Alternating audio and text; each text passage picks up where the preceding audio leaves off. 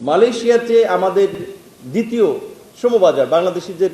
একটা ভালো ডেস্টিনেশনের জায়গা, সেটা দীর্ঘদিন একটা ইল প্র্যাকটিস ওই জায়গাটাতে হয়ে আসছিল যে আমাদের যারা যাচ্ছে শ্রমিকদেরকে প্রধানমন্ত্রী পরিষ্কারভাবে বলেছেন যে আমরা বিগত সরকার যে কাজগুলো করেছে তার কারণে তার দেশের সমালোচিত হয়েছে, আমরা সেটা করতে চাই না। আমরা এখানটা ট্রান্সপারেন্সি আনতে চাই এবং আমাদের দেশের নাগরিকদের মর্যাদা অধিকার যেন সুরক্ষিত থাকে এবং তারা যেন কম খরচে আসতে পারে। খরচ যেটা ইন্টারন্যাশনাল স্ট্যান্ডার্ড প্র্যাকটিস অনেক ক্ষেত্রে নিয়োগকর্তাই বহন করে থাকে, সেই রকমের একটা কম খরচের মধ্যে দিয়ে যেন আমরা যেতে পারি, এই জন্য 2-4 দিন সময় লাগছে। আমাদের মন্ত্রী মাননীয় প্রধানমন্ত্রী উপদেষ্টা যিনি শুরু থেকেই যারা এই মালয়েশিয়ার সাথে কাজ করছেন, গতকালকে তারা মালয়েশিয়া গিয়েছেন। আশা করি এখানে একটা আগের ওই রকমের বিশৃঙ্খল ব্যবস্থা হবে না, কম খরচে যেতে পারবে এবং যারা যাবে তারা, যেটা এখন আমরা সৌদিতে কিছু ঘটনা আমরা দেখছি, একটা ওভারফ্লো মনে হচ্ছে আর কি, যে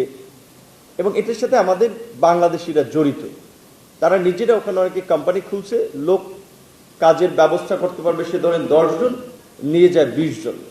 এখান থেকে 6-7 লাখ টাকা করে নিয়ে যায়। যদিও আমরা একটা ব্যয় নির্ধারণ করা আছে, সেটাকে আমরা মডিফাই করে বর্তমান খরচের সাথে সামঞ্জস্য রেখে আমরা একটা অভিবাসন ব্যয় নির্ধারণ করে দিতে চাই এবং সেটা আমরা স্ট্রিক্টলি যেন ফলো করে, তার জন্য আমরা জোর প্রচেষ্টা চালাতে চাই। কারণ এই যে আমাদের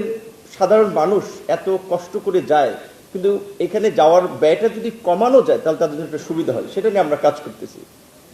এবং যেটা আমরা বলছিলাম যে মালয়েশিয়াতে আপনার বিগত এই 2008 সালের পর থেকে আমরা দেখছি 2008-এ শ্রমবাজার ক্লোজ হয়ে যায়, 16 সালে ওপেন হয়, আবার ক্লোজ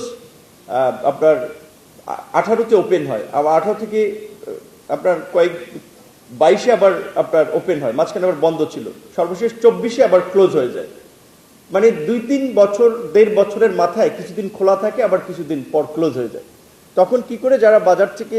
যাদেরকে নিবে লোকজন তাদের কাছে পয়সা পাতি নেয়, কিছু লোক যেতে পারে এবং এই এভরি সেশনে দেখা যায় 5, 10, 7, 8, 20 হাজার মানুষ যেতে পারে না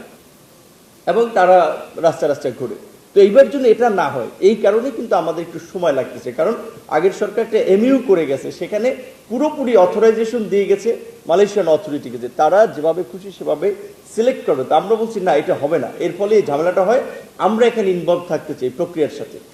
কিন্তু এটা নেগেটিভভাবে ছড়ানো হচ্ছে।